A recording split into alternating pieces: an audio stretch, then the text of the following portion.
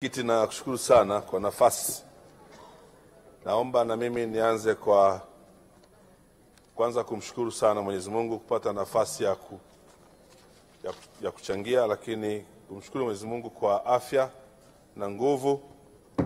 Kipekee nikupongeze Mheshimiwa Mwenyekiti kwa namna ambavyo unaendesha kikao chako leo.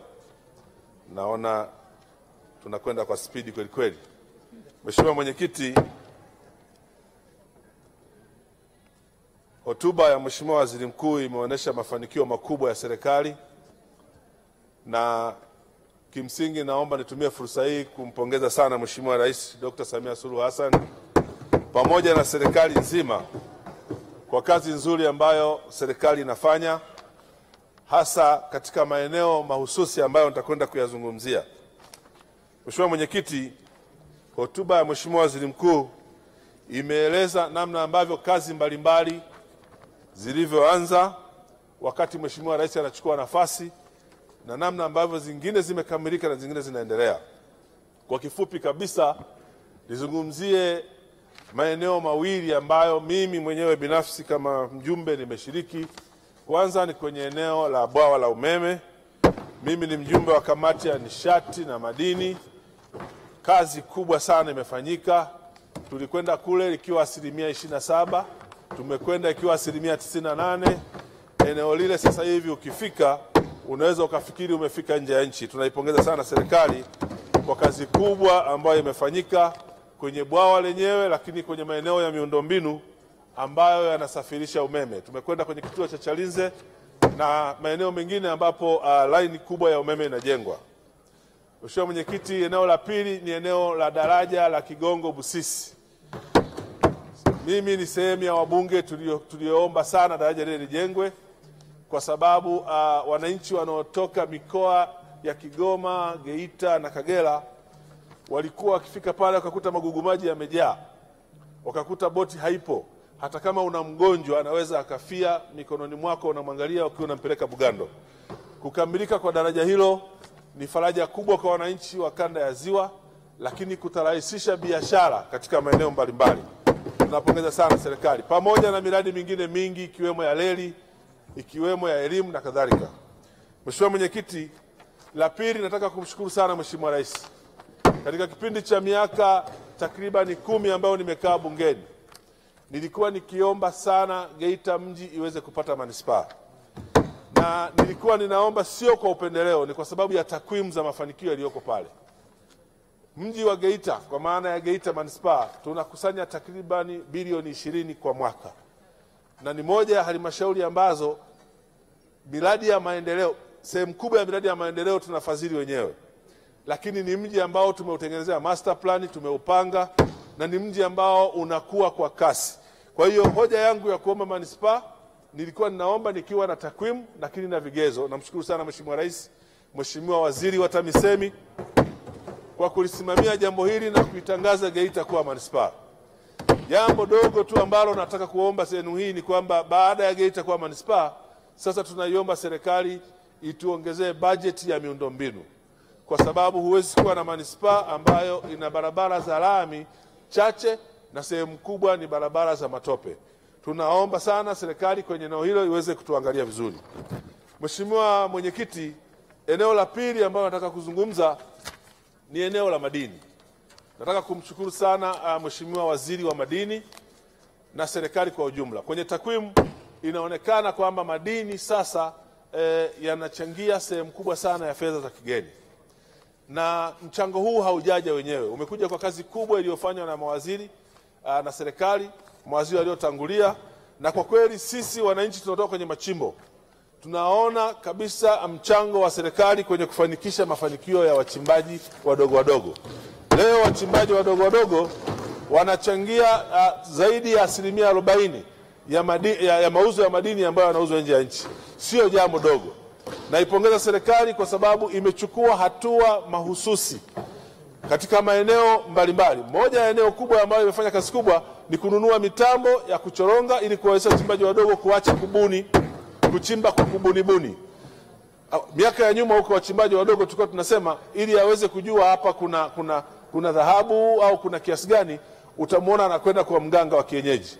Hii ilipelekea mauaji mengi sana ya watu, kwa sababu waganga wa kienyeji wengi walikuwa wanadanganya. Lakini sasa tuna vifaa vya kuchoronga na tuna maabara nyingi nchini, kiasi kwamba wachimbaji wadogo wadogo wengi wanaweza kupata huduma hii.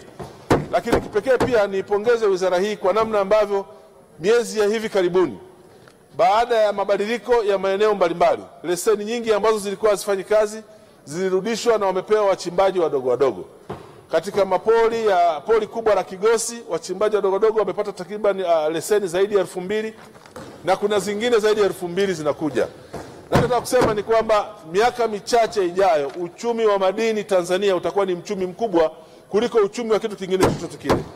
Sasa hapa nina jambo ambalo ninataka serikali inisaidie na inisikilize kwa makini. Moja, Tanzania katika square kilomita 900 takriban na 45 tumefanya utafiti kwenye 16% tu, kwenye lugha ya utafiti tunasema QDS 16, quarter degree system.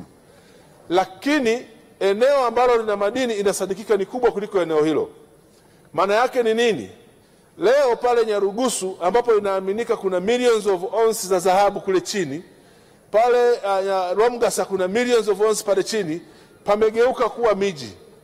Pamegeuka, sehemu zote hizi zinakuwa urbanized kwa sababu tumeshindwa kuzilinda, tumeshindwa kutengeneza mpango mahususi wa kulinda maeneo haya ili yaje kuwa na faida baadaye kwenye nchi yetu. Sasa mimi ombi langu ni kwamba kwanza tuiwezeshe hii wizara ikamilishe mpango wake wa kufanya utafiti kwa nchi nzima. Utafiti ambao tayari mwaka jana tulipitisha pesa na mimi naamini kwamba wakifanya utafiti nchi nzima tutasaidia kuyalinda maeneo ambayo kesho kutwa yatageuka kuwa makazi ya watu. Lakini jambo jingine la pili, tulete mfumo wa kuwa na mineral land bank. Maeneo ambayo tunagundua kwamba yana madini tusiruhusu yakageuka kuwa makazi, kwa sababu mwisho wa siku hatutaweza kuwaondoa wale watu, na tukiweza kuondoa tutaondoa kwa gharama kubwa. Mheshimiwa Mwenyekiti, tunao mifano mahususi. Pale Geita kuna eneo la Nyamarembo, eneo la Magema, eneo la Nyakabale. Kuna madini mengi chini, lakini mgodi umeshindwa kufanya maamuzi waweza kuwalipa fidia au kuwaacha pale kwa muda mrefu kwa sababu tayari yamegeuka kuwa makazi. Kwa nini? Tulizembea kuyatenga maeneo na kuyalinda. Sasa nchi yetu ni kubwa, maeneo madini ni mengi, lakini kesho kutwa tutakuwa na miji kila kona, tutashindwa kuchimba madini. Inaaminika pale Nzuguni kuna dhahabu, inaaminika maeneo mengi ya Dodoma kuna dhahabu, lakini tayari ni miji, hatutaweza kuwaondoa. Jambo kubwa hapa, wizara hii iwezeshwe, kiwe ni kipaumbele, maeneo haya yapimwe, maeneo haya yatunzwe, itungwe sheria yasivamiwe. Na sheria hii ni muhimu kwa sababu kesho kutwa hayatakuwepo maeneo haya. Lakini la pili, wakati tunafanya high resolution geophysical survey, ni vizuri tukafanya mambo mawili. Tufanye maji, tuangalie maji pamoja na madini. Tulipata bahati ya kwenda Zambia. Zambia wana square kilomita 700 takriban na 40. Wako 95% ya kufanya survey ya nchi nzima. Na wanafanya mambo mawili, wanaangalia wapi kuna maji mengi na wapi kuna madini, kwa sababu madini ni sehemu kubwa inayoleta forex kwenye nchi ya Zambia. Sasa sisi tuna nchi kubwa, lakini sisi uchumi wetu ni mkubwa, ni vizuri tukawekeza kwenye eneo hili kwa bidii kubwa, kwa sababu baada ya siku chache zijazo maeneo yote haya yatakuwa miji, yatakuwa vijiji, na hatutaweza kuondoa, tutakuwa tumekula hasara kubwa. Jambo jingine, Mheshimiwa Mwenyekiti, tumeona juzi mafanikio makubwa sana kwenye uvuvi, kwa maana ya cages, uvuvi wa vizimba. Na mimi nilikuwa muumini sana wa kuhubiri uvuvi wa vizimba. Sasa hivi samaki wa Tanzania ni gharama kubwa, ni expensive kumla kuliko samaki yanatoka nje. Kwa nini? Kwa sababu Ziwa Victoria namna linavyokwenda litakwenda kuwa redundant, kwa sababu maeneo yote ya mazalia ya samaki yamejaa magugu maji, na magugu maji yanamaliza oxygen chini, yanatengeneza siltation. Kwa hiyo samaki kwenye breeding area zote zitageuka kuwa matope na maeneo yote yatashindwa samaki kuzaliana. Sasa hivi kuna uhaba mkubwa wa samaki. Hata wanaokaa pembeni ya Ziwa Victoria hawana samaki. Lakini wanaokaa pembeni ya Ziwa Victoria hawezi kula samaki sababu ni bei ghali, ni bora ule samaki wa kutoka nje ya nchi kuliko wa Tanzania. Ombi langu hapa Mheshimiwa, tuweke nguvu kubwa kwenye kudhibiti magugu maji Ziwa Victoria. Ukifika leo Busisi kuna kisiwa cha magugu maji, na hapo ni Busisi. Kule Nkome kuna kisiwa cha magugu maji, lakini kule Igombe kuna kisiwa cha magugu maji. Mheshimiwa Mwenyekiti, inawezekana tunaliona tatizo hili ni dogo, lakini baada ya muda mfupi tutakuwa na ziwa ambalo halitakuwa na maana tena. Samaki wamepungua, na samaki hawazaliwi katikati ya ziwa, wanazaliwa offshores. Huku offshores hawawezi kuzaa sehemu ambapo hakuna oxygen. Mheshimiwa Mwenyekiti, nakushukuru sana kwa nafasi. Asante sana.